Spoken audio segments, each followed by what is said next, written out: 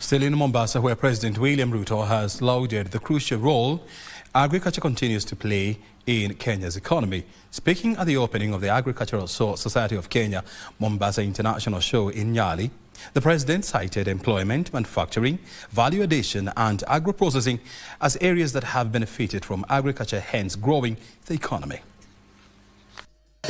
Upon the arrival at the ASK Mombasa International Show in Nyali, the president witnessed the auction of the champion and reserve champion steers.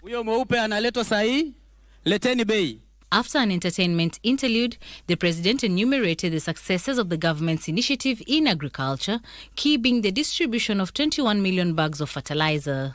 This has boosted maize harvest from 44 million bags in 2022 to 67 million bags last year, reducing our maize imports by 70%. He said the government continues to invest more resources in expanding agriculture to improve food security.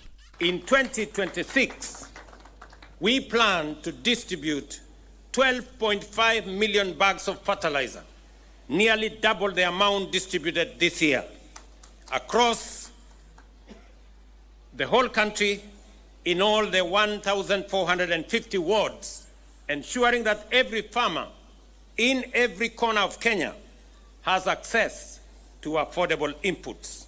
This, he said, will have a ripple effect in growing the economy. We are now ranked as a country as the 6th largest economy in Africa.